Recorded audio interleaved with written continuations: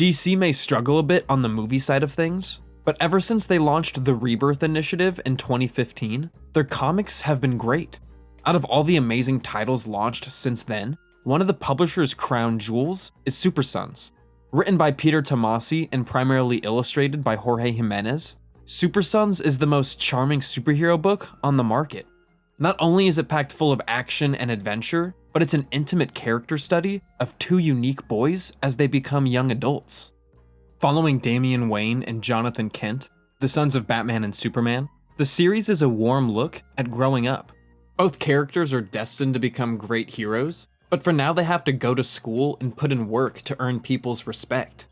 Jimenez, who packs each page with a sense of wonder and joy, makes it clear through the boys' body language that they don't really like each other at first. But as the series progresses and the two become comfortable with one another, their mistrust slowly blossoms into a competitive, banter-filled partnership. Despite the fact that they're performing good deeds every night, these heroes' solo outings are still looked down on by their families because they're so young. Like countless children before him, 10-year-old Jonathan has to assert his independence and sneak out when he wants to see his friend after bedtime. But this Kansas kid isn't late-night cow-tipping with the boys. He's fighting crime with Robin. Over time, as these pint-sized heroes prove they're capable of going out alone, their fathers slowly give them more responsibilities to guide them in the right direction.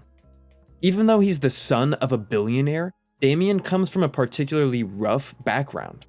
A 13-year-old genius, he was raised by the League of Assassins since birth to be an emotionally distant, killing machine, and that stern attitude is always noticeable on his face.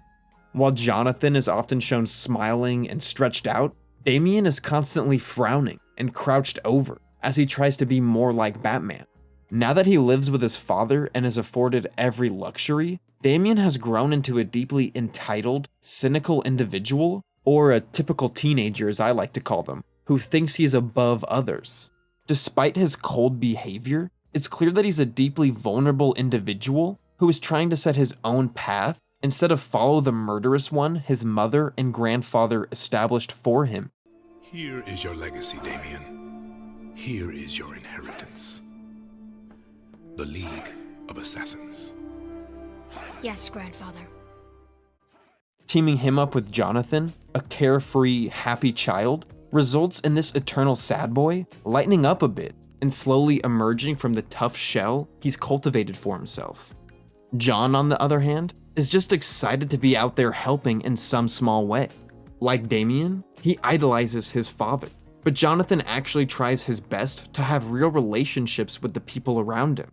While Damian sulks or trains alone, Jonathan happily spends his evenings with his family talking about life, playing games, and eating together.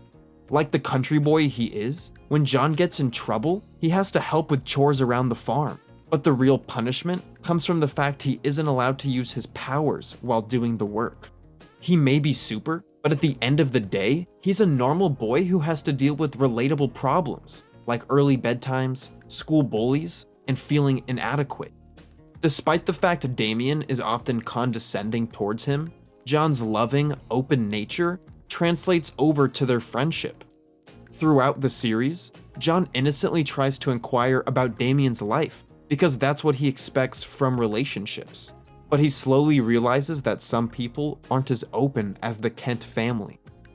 Since the book is about growing up, it naturally examines the different parenting styles of Batman and Superman. Why did you say that name? Damian completely embodies Bruce's cold, distant persona, while Jonathan is an eternal optimist just like his father. Superman may be the one with powers in his relationship, but it's clear that Jonathan is more afraid of being scolded by his journalistic mother than his soft father. Damian, on the other hand, doesn't seem to care at all if he gets in trouble, and has no problem telling his father off. At one point, Damian even silences his father, a comment that Bruce simply brushes off, while Clark reacts in shock that he would allow his son to speak to him like that. Bruce certainly loves Damian, but he doesn't supply him with the same warm, trusting environment the Kents give Jonathan, and that different upbringing comes out whenever we watch these young heroes interact with others.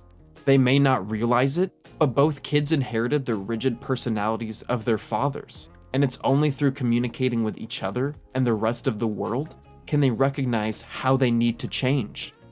Even though the series has less than 15 issues right now, it's already clear how much the two main characters have grown.